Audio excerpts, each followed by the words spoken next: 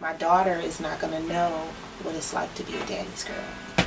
Her father does not want to be a father. And when I told him that I was pregnant, he said, that's fine, but I'm not ready to be a dad yet. And so I respected him for that, and I raised her by myself.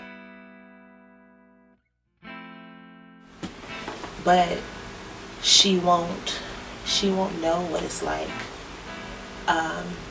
to grow up with a dad, a hardworking dad, a dad that she can emulate, that she could, call. She hasn't gotten to that age yet because she's only 2, but she won't experience what I experience.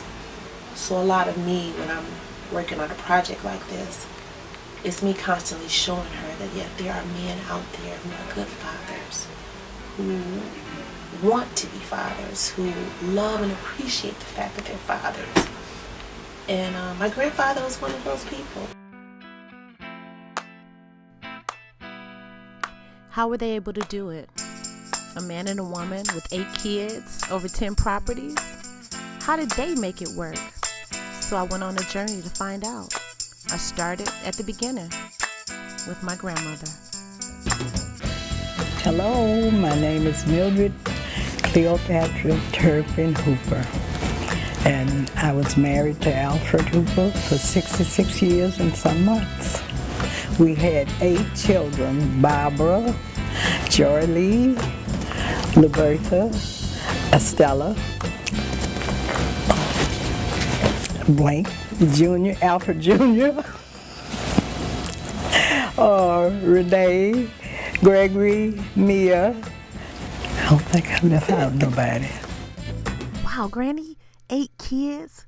Where did you and Granddaddy We meet? lived in Vicksburg, Mississippi. We got married. He was 18 and I was 16 years old. We met at church, Mount Pilgrim Baptist Church. My father was a Baptist preacher. They had ball games on a Sunday. They would take the cows out of the pasture and let the boys play ball. But I couldn't go to ball games because my daddy was a preacher, and Sunday was a Sabbath day, and he really truly believed in keeping it holy. He had a twin named Alfonso. So Alfonso had come to Detroit in 1950, and he kept telling Alfred he could get a job. I spoke to my foreman. He said he would hire you. So finally, in 1953 in March, he came to Detroit, Michigan.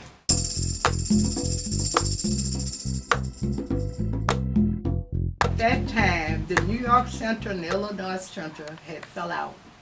So instead of one going into the other yard, we had to transfer from Illinois Central to New York Central Station in Chicago to catch the next train coming to Detroit. By the time I did get a cab with all my little ones, when I got there, the New York Central had pulled out for Detroit. I sat up in the train station all night long with my children. Wow, Mommy, what a story. So after you got to Detroit, where did you and Daddy stay? And a man that worked at General Motors plant got a house together. So that was better than 4 families living in one place or 3 families living in one place. We paid our house note, we paid the light and gas bill and the water bill. Then we got able to buy another house, 8735 Mary Grove. So we rented the Holman Street, 9291, we rented that out, and we moved to 8735 Mary Grove. And then he just got the house buying blues.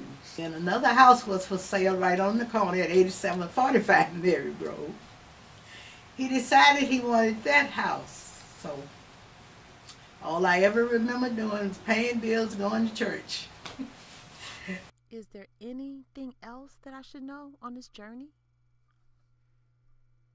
Getting an education was important to us.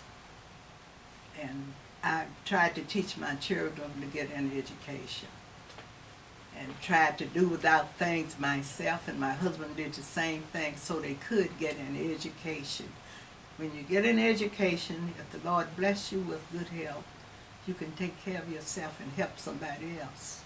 just like maybe somebody help you along the way. Okay, Mommy, I think I got it. Find a good man at church. Sacrifice everything for your kids' education.